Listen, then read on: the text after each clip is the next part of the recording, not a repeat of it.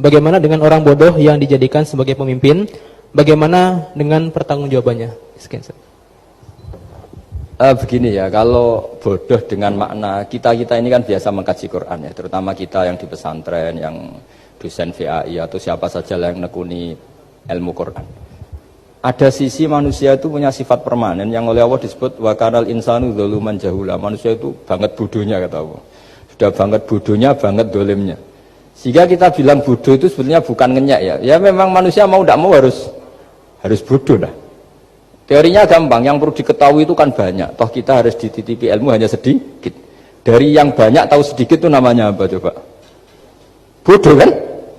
Jadi sifat bodoh itu tidak perlu kita hindari banget. Mbok kita sudah alim, sudah alama, sudah apalah, tetap ada saja yang kita tidak tahu kan? Lalu pertanyaannya, gimana kalau orang bodoh itu mimpin? Bodoh apa? Kalau bodoh tentang uang ya bagus. Makanya Nabi pernah ngintikan aksaru ahlil jannah al-bulhu. Nanti penduduk surga terbanyak itu orang-orang bodoh. Misalnya ada rektor, menteri, pejabat, gak pernah korupsi. Itu teman-temannya bilang pinter apa bodoh? Teman yang kroni itu bilang apa? Bodoh kan? Oh punya kesempatan, udah diambil. Itu namanya bodoh. Tapi kalau malaikat bilang ini pinter gitu, karena bisa mengendalikan apa? Nafsu. Nah, makanya kalau pertanyaannya gimana hukumnya orang bodoh yang mimpin? Bodoh apa? Kalau bodoh cara mimpin ya memang keliru betul. Wong bodoh cara mimpin kok tetap mimpin. Tapi kalau dia bodoh, nggak tahu caranya korupsi, nggak tahu caranya selingkuh, nggak tahu caranya nggak bener, itu ya pinter itu. Karena Nabi itu yang unik kadang muji itu aksaru ahlil jannah al-bulhu, masyhur hadis itu. Kebanyakan penduduk surga itu orang-orang bodoh.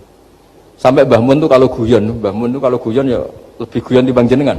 Kata Mbah Mun gini.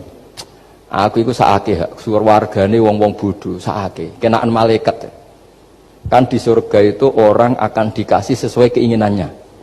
Wong desa-desa itu taunya makan enak kan jadah, terus uduk gitu. Terus bayangkan cantik itu ya orang ya kayak gitulah, orang desa rodok melek sidik ya cantik, terus bangir sidik ya cantik. Karena surganya memberi yang diinginkan, akhirnya menunya ya itu saja. Karena dia kan nggak pernah makan pizza, terus nggak pernah melihat orang cantik Pakistan, Turki, jadi saya rasa ya itu. Jadi kata Mbak Mun, mulane wong sing pengalaman, jadi kok surgane mewah. Itu kan bayangkan kamar mandi, mungkin ya kamar mandi di kampungnya kan itu udah bagus ini. Ya saya tidak tahu apa betul begitu apa enggak, ini guyon itu. Nah bodoh seperti itu, jadi kalimat bodoh itu ada bodoh beneran, itu memang bener-bener bodoh. Tapi di beberapa ilmu tasawuf, bodoh itu kadang dipuji, yaitu tadi aktaru ahlil jannah al-bulhu. Kebanyakan penduduk surga itu orang bodoh, ya kayak kita. Kalau kita rektor atau menteri keuangan atau pejabat, kok tidak korupsi, itu kata teman-teman kakak itu, tapi kata orang-orang baik itu pinter. Pemimpin ya gitu Pak Rektor. Jadi saya merasakan jadi kiai, saya itu nggak suka mimpin. Karena sebetulnya takut kalau orang ini tidak mandiri. Semua kok tanya kiai, semua tanya. Ya kadang orang saking percayanya kiai itu ngasih nama anaknya saja tanya kiai. Padahal bisa baca kitab. Kadang ya dia doktor dari Al-Azhar. Ya kamu itu ngalim kok nama saja tanya kiai, apa memang kamu nggak bisa? Wah biar barokah Gus kalau nama dari jenengan, ribet kan? Ini kan ribet. Akhirnya saya tidak mau, barokahnya tidak mau itu terus mereka mau memberi nama sendiri. Makanya kata bapak saya itu kalau ono imam masjid wis tuwek ngimami terus juga istiqomah hak jenenge mau digenti. Jadi artinya kalau ada seorang imam masjid tuwek sudah batuk masih ngimami saja.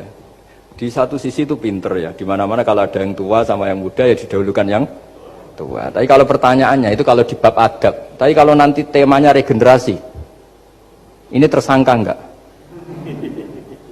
Ya saya ulang lagi ya. Ada imam tua sudah batuk-batuk. Kalau temanya akhlak dibenarkan. Di mana-mana kalau ada yang tua yang jadi imam ya tua. Tapi kalau temanya regenerasi, tersangka kan dia. Lah ini lainnya gimana ini kok enggak regenerasi? Artinya gini, makanya saya bilang kalimat bodoh beneran apa bodoh yang relatif nisbi. Jadi manusia itu seperti itu, makanya disebut wa kanal insanu zaluman jahula.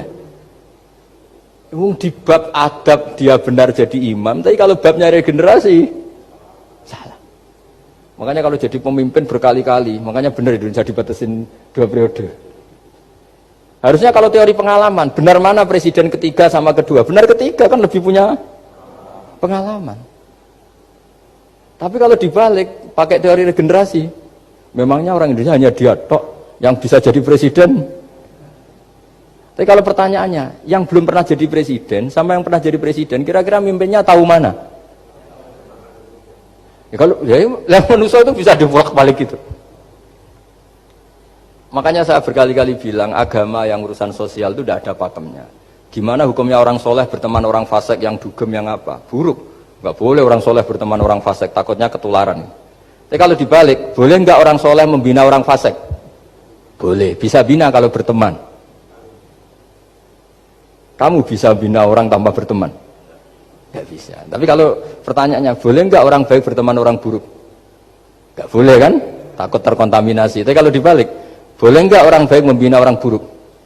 Boleh, bisa bina kalau berteman. Boleh nggak berteman sama orang buruk? Jadi makanya di sini ini kalau sudah sosial itu ada muktadul hal namanya kalau dalam pesantren itu. Konteksnya apa? Ya saya kira demikian.